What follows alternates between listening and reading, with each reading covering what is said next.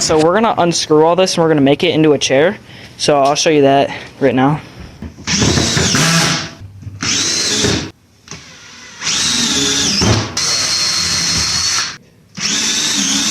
So we don't have enough wood right now, so we're gonna go up and get another pallet of wood from our bike trail with the wagon, and we'll be back with it. Here's the board we're talking about, so let's just get this loaded up right now. So we got the plank back in his garage, and we're gonna turn into a chair now.